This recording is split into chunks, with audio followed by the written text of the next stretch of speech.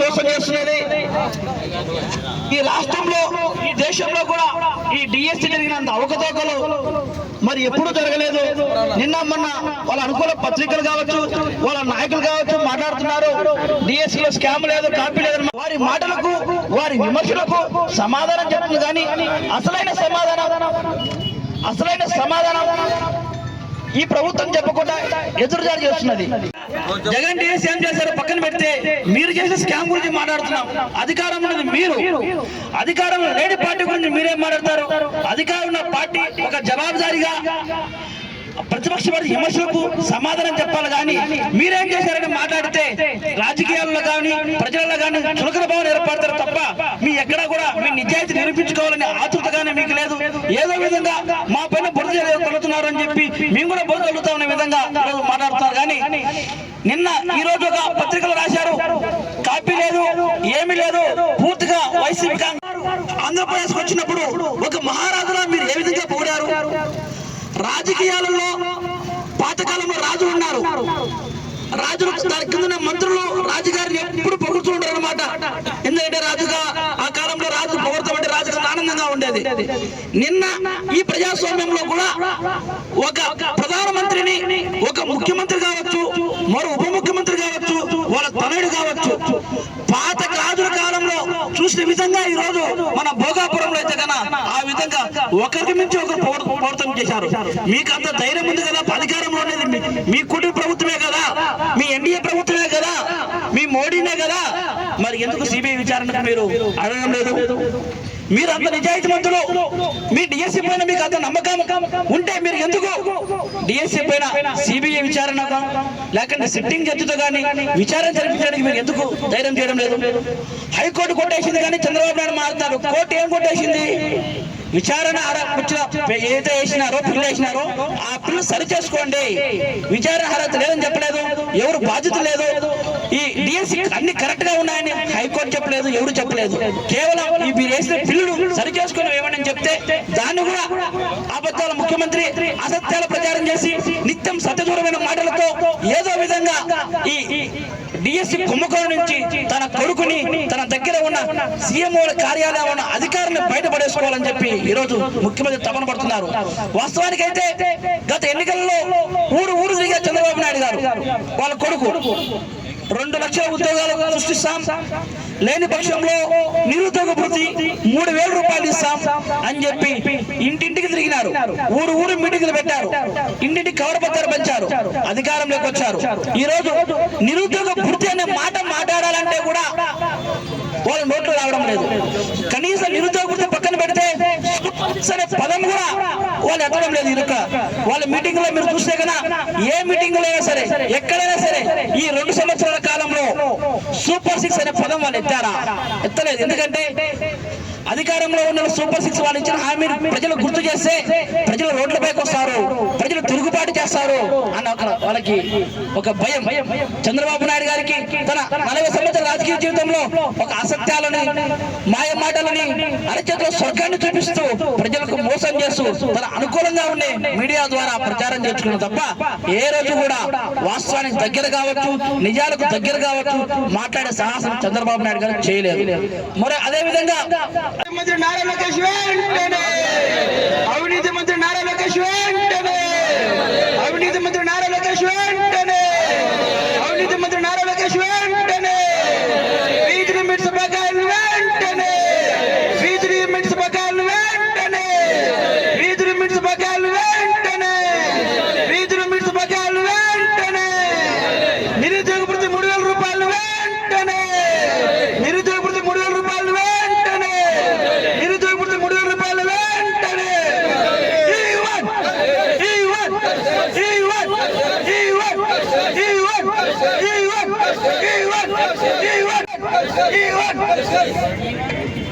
పిల్లలకి ఏదైతే చదువు కోసం ఫీజు రియంబర్స్మెంట్ కాలేజీలో ఫీజులు కట్టగలేక వాళ్ళు ఎగ్జామ్స్ దగ్గర పడినాయి, వాళ్ళ ఎగ్జామ్స్ రాయాలనే ఇది కూడా లేకుండా వాళ్ళకి కష్టాలు చేసి ఈరోజు ఫీజు రిమెంట్ కూడా డిఎస్సిలో అవకతవకలు జరిగినాయో నారా లోకేష్ ఛాంబర్లో ఏదైతే డిఎస్సి మీద అలాగే స్పోర్ట్స్ కోటాలో ఏదైతే ఉద్యోగాలు ఇచ్చినారో అవన్నీ కూడా అవినీతిమయం.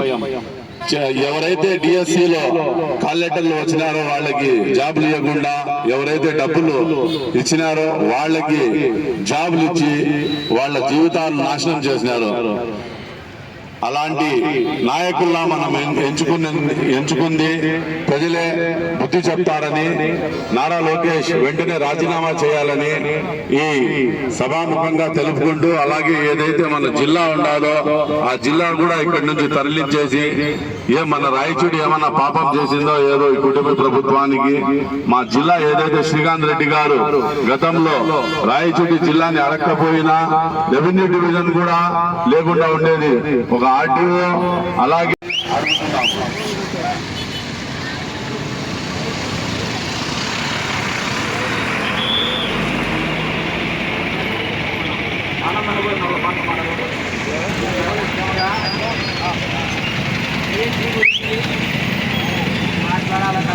చెవులో సీసం పోసినట్టే అప్పుడు మోసం చేస్తాడు కాబట్టి కొడుకు అటువంటి వాడే పుట్టాడు. దాన్ని మనం మాట్లాడాల్సిన పనిలే.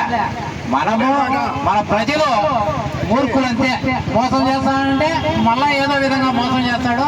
అధికారం వచ్చేది మోసం చేసి వచ్చేది. ఇదో డిఎస్సి లీక్ వాళ్ళు చేసేది మోసం కాబట్టి అది కూడా లీకే చేస్తారు. దాన్ని మనం తప్పులు పట్టాల్సిన పనిలే. అతని పని అది. పాము ఉంది, పాము కరుస్తుంది. దాన్ని పాము పాలు పోసినంటే మంది తప్పు, దాని స్వభావం అది. అందరికీ నమస్కారం. నమస్తే నమస్తే. మన రామాపురం జెడ్పీటీసీ వెంకటరమణ 2-4 మాటలు మాట్లాడాల్సిందిగా కోరుకుంటున్నాం.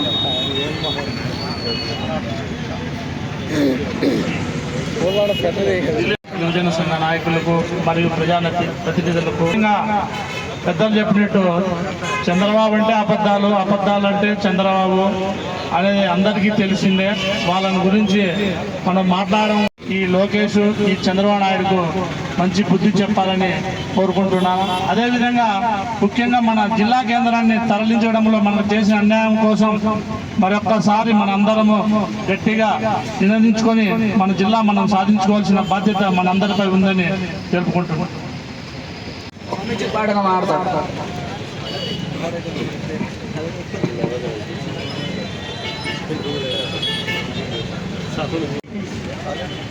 2025వ సంవత్సరం స్కాన్ సంబంధించినటువంటి పరిస్థితుల్లో గౌరవ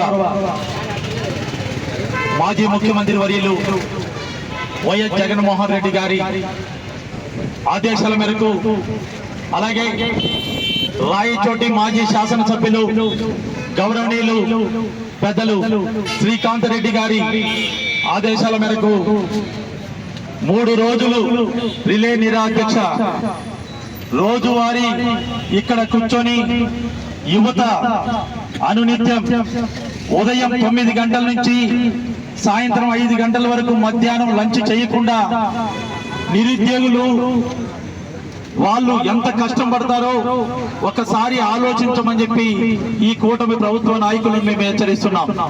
అయ్యా, చదువుకున్నటువంటి వాళ్ళు ఫ్యామిలీని వదిలిపెట్టి ఈరోజు నీతి నిజాయితీగా ప్రభుత్వంపై దృష్టి పెట్టి ఎగ్జామ్ రాస్తే ఇలాంటి పరిస్థితులు వస్తాయని చెప్పి ఏ రోజు అనుకోలేనటువంటి రోజు ఈ రోజు కూటమి ప్రభుత్వం ఏం చేసింది తెలుసా?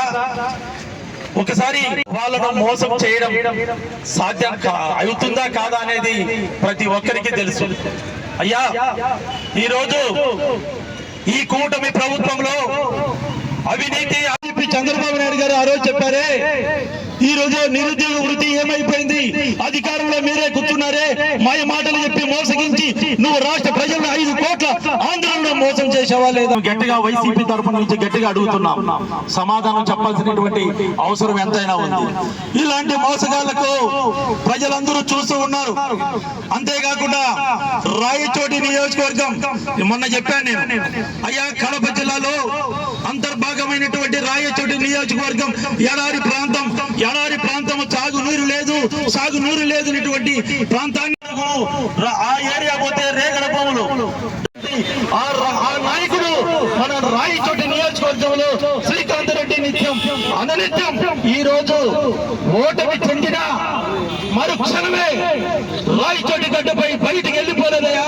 రాయచోటి గడ్డపై ప్రజల కోసం అనునిత్యం పోరాడి ఈ నియోజకవర్గం కోసం నేను మళ్ళీ వస్తా, మీకందరికి తోడుగా ఉంటా, మన సమస్యలను తీరుస్తా అన్నటువంటి మన నాయకుడు శ్రీకాంత్ రెడ్డి గారు అని చెప్పి ఎటువంటి స్టేట్మెంట్ కూడా ఇవ్వలేని దుస్థితిలో వారు ఉన్నారంటే ఈరోజు మన సెంట్రల్ లో నీట్ పరీక్ష దాంట్లో కూడా ఒక సెంట్రల్ మినిస్టర్ రాజీనామా చేయడం జరిగింది.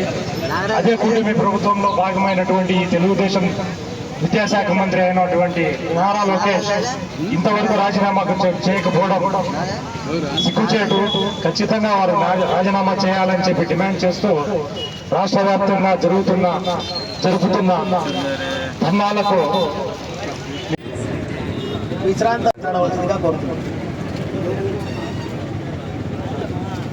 ఈ కార్యక్రమానికి ఇచ్చేసినటువంటి అందరికీ వైఎస్ఆర్సీపీ క్యాడర్కి, విద్యార్థులకు, నిరుద్యోగులకు అందరికీ మనస్ఫూర్తిగా బుద్ధి చెప్పాలని గవర్నమెంట్ కు నేను కోరుతున్నాను. అదేవిధంగా మనకే కాదు, ప్రజలకే కాదు, ఉద్యోగస్తులకు అందరికీ అమరావతి పేరుతో తెచ్చిన అప్పులన్నీ వాళ్ళ జోబుల్లోకి తీసుకోవడము, ప్రజలకు ఒట్టి జోబులు చూపించడము, వాళ్ళు ఇచ్చిన హామీల్ని తుంగలో తొక్కడము, ఇది ప్రభుత్వం యొక్క. స్టూడెంట్ వింగ్కి అందరికీ నా హృదయపూర్వకంగా నమస్కారాలు తెలియజేసుకుంటూ, డిఎస్సి అక్రమాల పైన, ఫీజు రియంబర్స్మెంట్ పైన, దాని తర్వాత ఇప్పుడు జరుగుతున్న మన ప్రాంతానికి అన్యాయం జరుగుతున్న రాయచోటి గడ్డ పైన మనం మాట్లాడుకుంటూ వస్తున్నాం.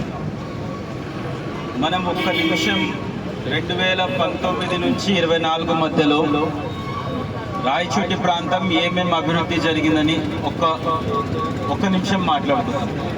రాయచోటి అనేది అత్యంత వెనుకబడిన ప్రాంతం. మా చిన్నప్పుడు ఎడ్ల బండ్ల పైన నీళ్లు తీసుకొచ్చి ఒక పంపులు కొట్టుకొని నీళ్లు తెచ్చుకునే పరిస్థితి ఉన్నది. అలాంటిది వైఎస్ రాజశేఖర రెడ్డి గారు పెద్ద ఆయన మన శ్రీకాంత్ అన్నని రాయచోటి నియోజకవర్గంలో మొట్టమొదటిసారి 2009లో ఆయనకు అభ్యర్థిగా నిలబెట్టినప్పటి నుంచి ఒక సంవత్సరంలోనే మన వైఎస్ రాజశేఖర రెడ్డి గారు, మాజీ ముఖ్యమంత్రి గారు, మహానేత అకాల మరణంతో అక్కడి నుంచి వెనుకబడిపోయి ఆలోగానే రింగ్ రోడ్డు, వెలిగల్లు ప్రాజెక్టు, ఇట్లాంటి రాజీవ్ స్వగృహ, ఇందిరమ్మ కాలనీలు ఆ ఒక సంవత్సర ప్రాంతంలోనే మన నాయకుడు శ్రీకాంత్ రెడ్డి గారు సాధించారు. ఆ తర్వాత కాలంలో మనకు ఎప్పుడు ప్రతిపక్షమే అదేవిధంగా కొనసాగుతూ రాయచోటికి ఒక పక్క పైన సీఎం ఒకరు ఉంటే, ప్రభుత్వం ఒకరు ఉంటే, ఇక్కడ శాసనసభలో మా నాయకుడు ఉండడంతో కొద్దిగా వెనకబడ్డాం.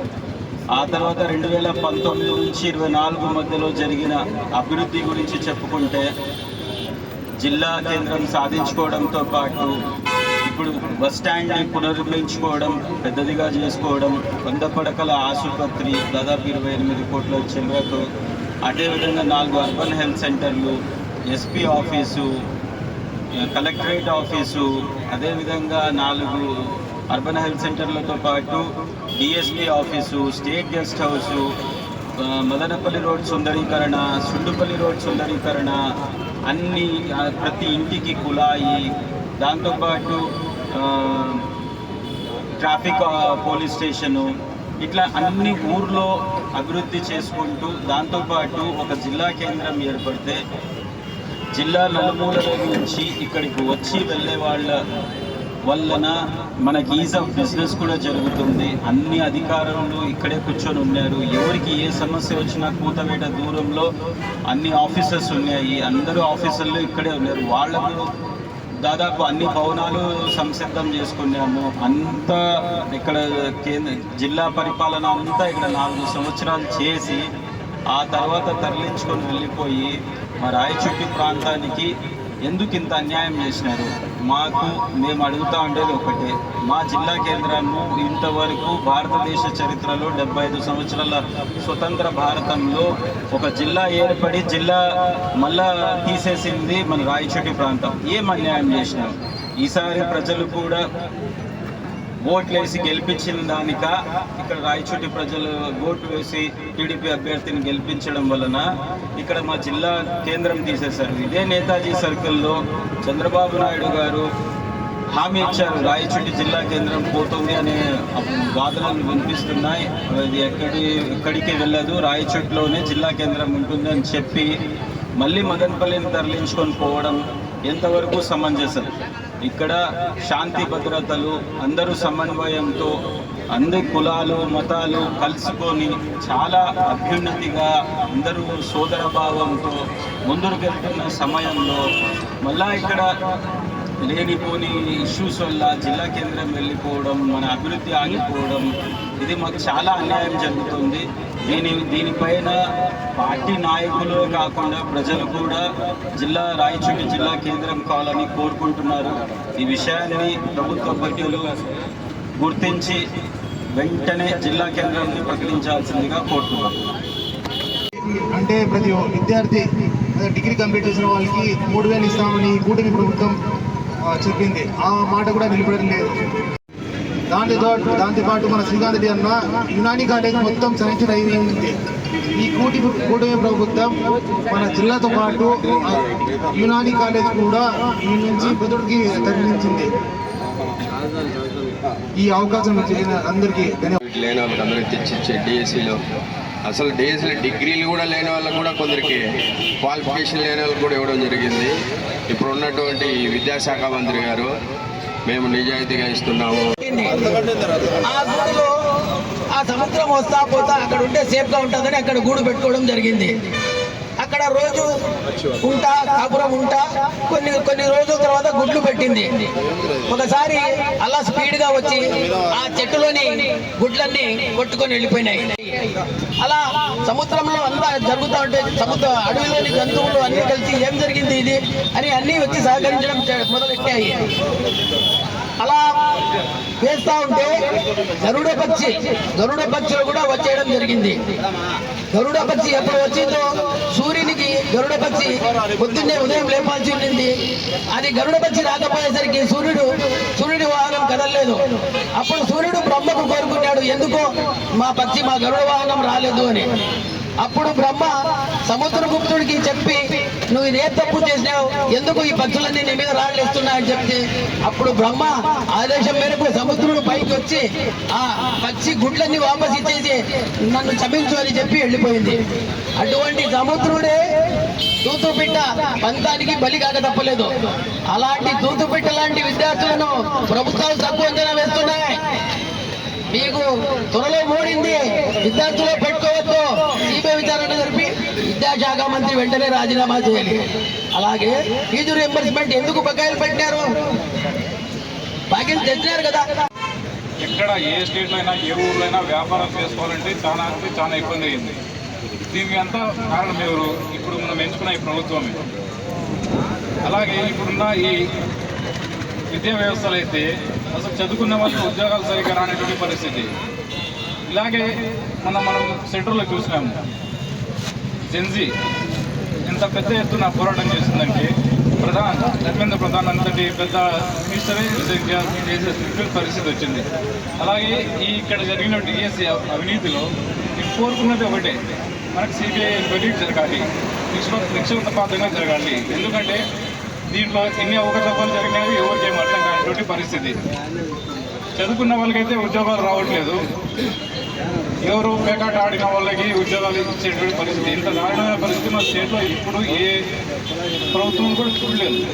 అన్నమయ్య జిల్లా రాయచోటి పట్టణంలో జగన్మోహన్ రెడ్డి గారి ఆదేశం మేరకు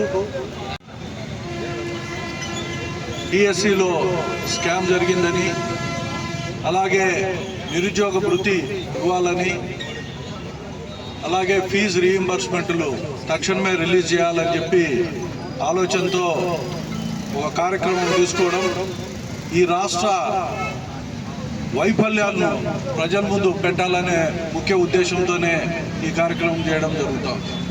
మనందరం ఒకసారి చూస్తే ఈ రాష్ట్రంలో అవినీతివంతమైన పరిపాలన తప్పనిచ్చి ఇంకోటి ఎక్కడా కనపడడం లేదు. వాళ్ళ ప్రయోజనాల కోసం ఈరోజు ఈ ప్రభుత్వాన్ని నడిపే పరిస్థితులు ఉన్నాయి. ఎక్కడ కూడా అభివృద్ధి గురించి ఆలోచన చేయరు. ఒకసారి మనం ఆలోచన చేస్తే ఈరోజు ఒక స్కామ్ జరిగింది అని చెప్పి సర్వత్రా ఈ రాష్ట్రంలో ఉండే యువకులందరూ కూడా ఎవరైతే పరీక్ష రాసినారో వాళ్ళందరూ కూడా బాధపడటం జరుగుతూ ఉంది. వాళ్ళకు ఊరట కలిగించాలా, వాళ్ళకు సత్యాలన్నీ తెలియాలా, నిజాలు తెలియజేయాల్సిన బాధ్యత కూడా ఈ ప్రభుత్వానికి. అయితే ఎక్కడ దాచిపెట్టే ప్రయత్నం చేస్తున్నారు. ఈరోజు ఎంతమంది అన్నా కానీ ఎక్కడైనా అవినీతి జరిగితే అవినీతిని అవినీతి అంటారు తప్పనిచ్చి ఏదో 10 మందికి జరిగిందో 20 మందికి జరిగిందో అని చెప్పే ప్రయత్నం చేసే పరిస్థితి రాష్ట్ర ప్రభుత్వానికి. ఎక్కడో కొంతమంది అధికారులను పెట్టి ఇక్కడ ఏమీ జరగలేదని చెప్పే ప్రయత్నం తప్పనిచ్చి ఈ ముఖ్యమంత్రి గారు ఒకటి ఆలోచన చేయాల. కేంద్ర ప్రభుత్వం నిన్నటికి మొన్న నరేంద్ర మోడీ గారు ఆయన మంత్రివర్గంలోని ధర్మేంద్ర ప్రధాన్ గారిని రాజీనామా చేయించడం జరిగింది. ఎందుకోసం చేశారు ఈ రాజీనామా? నీటిలో అవకతవకలు జరిగినాయని చెప్పి ఎక్కడో ఒక వార్త వచ్చింది. ఇది యువకులందరూ, దేశవ్యాప్తంగా ఉండే యువకులందరూ కూడా ఢిల్లీలో ఉద్యమం చేస్తే దానికి తల వంచి నరేంద్ర మోడీ గారు ఆయన చేత రాజీనామా చేయించారు. అంటే ఆయనకు కూడా మనకు తెలుసు కదా, నరేంద్ర మోడీ గారికి పుత్రులు లేరు కాబట్టి ఆయనకు ధర్మేంద్ర ప్రధాన్ పైన అంత ప్రేమ ఏం లేదు. ఒక ఆరోపణ వచ్చినప్పుడు గతంలో ఉన్న ఆనవాయితీ ప్రకారం ఎవరిపైన ఆరోపణ వచ్చినా వాళ్ళు తక్షణం రాజీనామా చేసే పరిస్థితులు ఇంతకుముందు గతంలో ఉన్నాయి. ఎన్నో సంఘటనలు ఉన్నాయి ఇట్లాంటి. ఏ ఆరోపణ వచ్చినా ఆరోపణ నుంచి బయటపడేంత వరకు ఆ పదవికి రాజీనామా చేస్తే ఆ మనిషి నిజంగా ఈ సమాజంలో గొప్ప వ్యక్తిగా నిలబడతాడు. విచారణ జరిపించుకొని సచిలుడుగా బయటకు వస్తే తిరిగి మంత్రివర్గంలోకి తీసుకోవచ్చు. ఇదొక పెద్ద విషయం కాదు. పుత్రుని పైన అంత ప్రేమ చంద్రబాబు నాయుడు గారికి ఎందుకుంది అని చెప్పి ఇదే వేరే మంత్రి శాఖలో ఏదైనా జరిగితే క్షణాల్లో అతని చేత రాజీనామా చేయించేవాళ్ళు. ఇది ఇక్కడ పుత్రుని పైన వాత్సల్యం ఎక్కువ ఉంది కాబట్టి, ప్రేమ ఎక్కువ ఉంది కాబట్టి ఆయన పైన ఎలాంటి చర్యలు తీసుకోవడం లేదు. లోకేష్ ఒక యువక నాయకుడు. ఈరోజు ఆయన భవిష్యత్తులో ఈ రాష్ట్రానికి ముఖ్యమంత్రి అని చెప్పి ప్రకటించుకునే ప్రయత్నం ఓ పక్క చేస్తూ ఉన్నాడు. నీ పైన ఆరోపణలు వచ్చినా ఈరోజు నీవే రాజీనామా చెయ్యి. నీ రాజీనామా భవిష్యత్తులో ఇదొక ప్రతి ఒక్కరికి ఒక మార్గదర్శనం కావాలా. నీవు రాజీనామా చేసి నీ నిజాయితీని నిరూపించుకో. నీ శాఖలో అవినీతి జరగలేదని చెప్పి నిరూపించుకుంటే భవిష్యత్తు నీకుంటుంది. అంతకు తప్పనిచ్చి ఈరోజు ఇలా కబోర్డు మాత్రం పిరికి పంద మాత్రం రాజీనామా చేయకుండా పోతే భవిష్యత్తులో నీకు ఈ రాష్ట్రంలో ఎక్కడ కూడా ప్రజల్లో ఆదరణ ఉండదు అని చెప్పి ఈ సందర్భంగా తెలియజేస్తున్నాను. ఇంకో పక్క విద్యాశాఖ మంత్రి ఈయన పనితీరు చూస్తే మనందరికీ బాగా తెలుసు. విదేశాల నుంచి 23 లక్షల కోట్లు పెట్టుబడులు తెచ్చినాడట, 23 లక్షల ఉద్యోగాలు అవన్నీ ఇచ్చేసినాడట ఆల్రెడీ. అందరూ యువత అంతా చాలా సంతోషపడుతూ ఉంటారు. ఫీజు రీయింబర్స్మెంట్ ఎక్కడికి పోయిందయ్యా? ఎందుకు బకాయిలు పెట్టావయ్యా? ఈ ప్రభుత్వం కంటిన్యూస్ ప్రభుత్వమా కాదా? ఈ ప్రభుత్వం నిరంతరం పనిచేస్తుందా కాదా? నిరంతరం పనిచేసేటట్లయితే ప్రతి బడ్జెట్లో మీరు రిలీజ్ చేయాలి కదా. ఒకవేళ గతంలో పొద్దున లేచిన నుంచి గత ప్రభుత్వం బాకీలు పెట్టిందని చెప్తాడు. 2 సంవత్సరాలు అవుతుంది. ఈ 2 సంవత్సరాలు బాకీలు ఏమైనాయి? మీరు చెప్పిన నిరుద్యోగ వృత్తి ఏమైంది? వేల కోట్ల రూపాయలు యువతకు బాకీ పడినారే. ఏ రకమైన సందేశం మీరు ఇస్తున్నారు? ఓట్ల కోసం ఆ రోజు ప్రజలకు మీరు చెప్పిన అన్ని కార్యక్రమాలు ఓట్లు మీరు వేయించుకునే తర్వాత ఈరోజు అన్ని పక్కన పెట్టడం జరుగుతూ ఉంది. లోకేష్ గారికి ఒకటే చెప్తున్నాను, నీవు నిజంగా ఎడ్యుకేషన్ మినిస్టర్గా, ఈ ముఖ్యమంత్రి తనయుడిగా నీవు తక్షణం ఈరోజు నిరుద్యోగ వృత్తి కానీ ఫీజు రీయింబర్స్మెంట్ కానీ ఇవ్వకుండా పోతే చరిత్రలో మీరు నిలిచిపోయే పరిస్థితులు వస్తాయి. మీ అడ్మినిస్ట్రేషన్కే ఒక పెద్ద మచ్చ. తక్షణం ఇవి రిలీజ్ చేయాల్సినంత అవసరం ఎలాగైనా ఉంది. ఇంకో పక్క యువతకు కానీ చదువుకుంటే పిల్లలకు కానీ అందరికీ ఈరోజు మనోధైర్యం ఇవ్వాల్సిన పరిస్థితి ప్రభుత్వానికి. ఎక్కడైనా ఇటువంటి అవకతవకలు జరిగితే రేపొద్దున మేము చదివి ఏం లాభము, మేము చదువుకున్నా కూడా రాజకీయ నాయకులు ఉద్యోగాలు అమ్ముకుంటే స్థాయికి వస్తే ఇంకా మేము చదువుకోవాల్సిన అవసరం ఏముంది అనే ఒక భావన వాళ్ళలో ఏర్పడే పరిస్థితులు ఉన్నాయనేది మీరు గమనించాలా ముఖ్యమంత్రి గారు. మీరు ఇవ్వాల్సిన సందేశం స్పష్టంగా ఈ రాష్ట్ర యువతకు ఇవ్వాలా. యువత నిర్వీర్యం కాకుండా చూసుకోవాల్సిన బాధ్యత మీ అందరిపైన ఉంది. ఈరోజు ప్రభుత్వాన్ని నడుపుతున్నారు, ధృతరాష్ట్రుడు నడిపినట్టు నడుపుతున్నారు, కళ్ళు మూసుకొని నడుపుతున్నారు. ఎక్కడెక్కడ అవినీతి జరిగినా ఏవి పట్టించుకునే పరిస్థితుల్లో లేరు. ఎవరైనా ప్రతిపక్షం ఆరోపణ చేస్తే వాళ్ళ పైన కేసులు పెట్టడం తప్పనిచ్చి మీకు ఇంకొకటి ఏది కూడా చేత అయ్యే పరిస్థితుల్లో లేదు. ఎంతమంది మీద కేసులు పెడతారు, ఎంతమందిని జైలుకు పంపిస్తారు? జైలు కూడా పట్టవయ్యా. పట్టినా మేము బయటకు వచ్చే శక్తి సామర్థ్యాలు మాకున్నాయి. బయటికి వస్తాం, తిరిగి ఉద్యమాలు చేస్తాం, ప్రజలకు అన్ని విషయాలు కూడా తెలియజేస్తాం. ఏ ఒక్కటి కూడా వదిలిపెట్టాం, మీ వెంట పడతాం. మీరు ఫీజు రీయింబర్స్మెంట్ కానీ, నిరుద్యోగ వృత్తి కానీ, మీరు ఇచ్చిన సూపర్ 6 హామీలు కానీ ఇవన్నీ కూడా ఇచ్చేంత వరకు కూడా నిరంతరం పోరాటం చేస్తామని చెప్పి వైఎస్ఆర్సీపీ తరఫున మీకు తెలియజేస్తున్నాం. ఇంకో పక్క జగన్మోహన్ రెడ్డి గారు ప్రతినిత్యం కూడా ప్రెస్ లో చెప్తూ ఉన్నారు, యువతను మోసం చేయొద్దండి, ఇప్పటికే నిర్వీర్యం అయిపోతున్నారు, వీళ్ళకు మనోధైర్యాన్ని ప్రసాదించండి.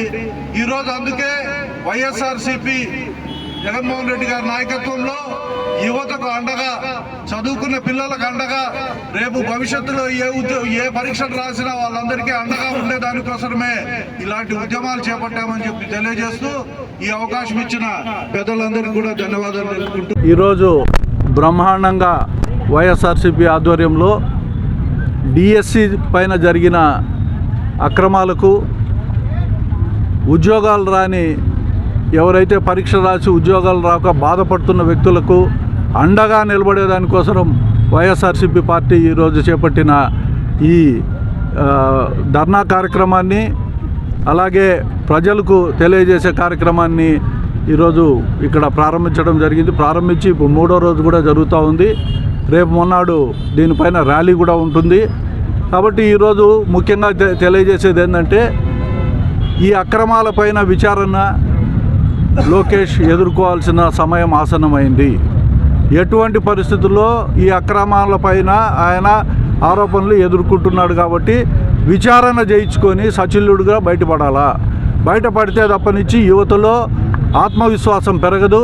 భవిష్యత్తులో ఉద్యోగాల కోసం ఎవరైతే పరీక్షలు రాస్తుంటారో వాళ్ళందరికీ ఒకటే ఒక సందేశం ఈ ప్రభుత్వం ఇస్తూ ఉంది. ఈరోజు మీరు ఎన్ని ఉద్యోగాలు రాసినా మీకు ఉద్యోగాలు రావు, మేము ఉద్యోగాలు అమ్ముకునే పరిస్థితిలో ఉన్నాం కాబట్టి మీరు రాసినా ఏం ప్రయోజనం లేదనే ఒక సందేశాన్ని ఇచ్చే పరిస్థితి ఈరోజు ఉంది. కాబట్టి దీని నుంచి ఈ ప్రభుత్వం బయటపడాలంటే లోకేష్ రాజీనామా చేయాలి, ఆయన పనితీరును కూడా మెరుగుపరుచుకోవాలి. 2 సంవత్సరాలుగా ఈరోజు విద్యాశాఖ మంత్రిగా ఒక పక్క ఉండి ఫీజు రీయింబర్స్మెంట్ను కూడా చేయలేని స్థాయిలో ఆయన ఉన్నాడంటే ఈ గొప్పలు చెప్పుకొని ఎంతకాలం బతుకుతారయ్యా మీరు కూడా ఆలోచన చేయండి. నిరుద్యోగ వృత్తి ఈరోజుకి ఇవ్వలేదు, ఫీజు రీయింబర్స్మెంట్ ఇవ్వలేదు. ఓ పక్క ఎవరైతే పరీక్షలు రాసినారో వాళ్ళు తీవ్ర నిరాశతో ఉన్నారు ఈరోజు. ఇవన్నీ కూడా మీరు తక్షణమే దీనిపైన చర్యలు తీసుకోవాలా. ఈ చర్యలు తీసుకునేంత వరకు కూడా వైఎస్ఆర్సీపీ మీ వెంట పడుతుంది. ఎలాంటి మీరు ఏ రకమైన కేసులు పెట్టినా ఏం పెట్టినా కూడా ఎవరు బెదిరే వాళ్ళు లేరు. ఇక్కడ మేము ప్రజా పోరాటం చేస్తాం, యువతకు అండగా నిలుస్తాం. భవిష్యత్తులో ఎవరైనా పరీక్షలు రాసే వాళ్ళకి అందరికీ అండగా నిలుస్తాం. చదువుకున్న విద్యార్థులకు అండగా నిలిచే దానికోసమే ఈ ప్రజా ఉద్యమం చేపట్టామని చెప్పి కూడా ఈ సందర్భంగా తెలియజేస్తున్నాం.